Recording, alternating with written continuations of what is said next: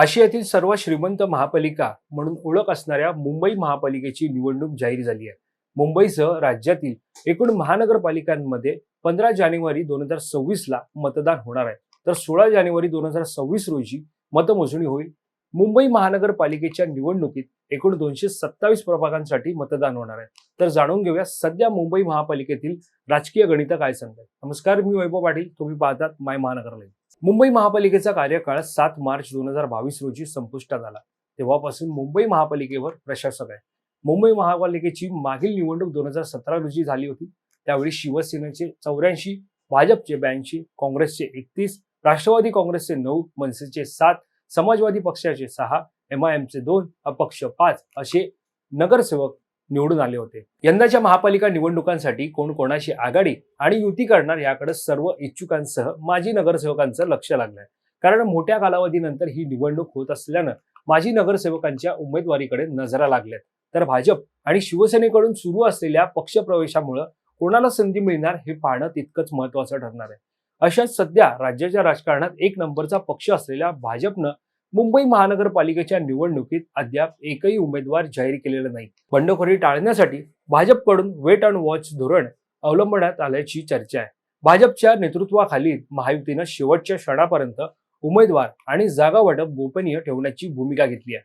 ठाणे, मुंबई, नवी मुंबई, कल्याण, डोंबिवली, मीरा भाईंदर, पनवेलमधील जागा वाटपाचा पेच कायम आहे. यापूर्वी जागा वाटपाच्या पहिल्या बैठकीत भाजपनं मुंबईत शिंदे गटासाठी फक्त 52 जागा सोडण्याची तयारी दाखवली होती.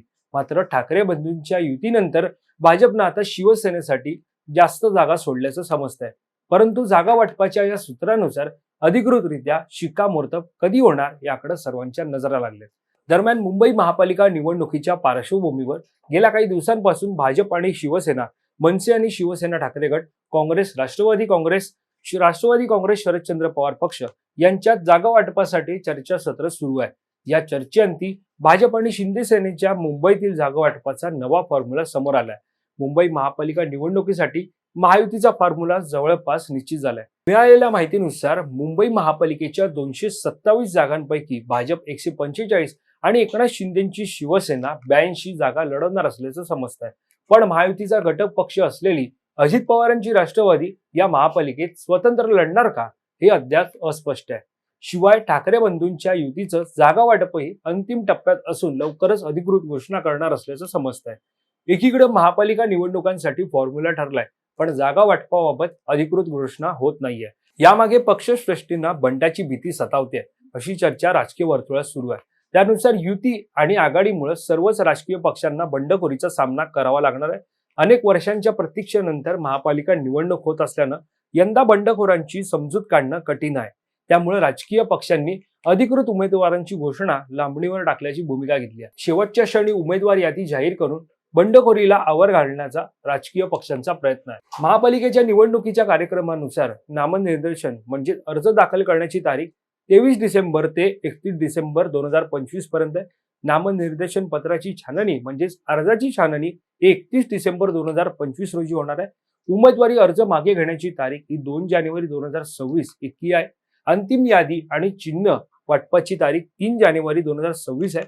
मतदानाची तारीख 15 जानेवारी 2026, मतमोजणी आणि निकालाची तारीख 16 जानेवारी 2026 आहे. पण नामनिर्देशन दाखल करण्यासाठी आता अवघे 4 दिवस शिल्लक राहिले असताना अद्याप कोणत्याही पक्षानं मुंबई महापालिका निवडणुकांसाठी उमेदवार जाहीर केलेला नाही. त्यामुळे नेमकं कधी उमेदवार जाहीर होणार आणि कोणाला संधी मिळणार हे पाहणं महत्त्वाचं ठरणार आहे. तुम्हाला या संदर्भात काय वाटतं हे आम्हाला कमेंट करून नक्की कळवा. या संदर्भातली अधिकची माहिती जाणून घेण्यासाठी तुम्ही माय महानगर लाईव्हला सबस्क्राईब करायला विसरू नका. धन्यवाद.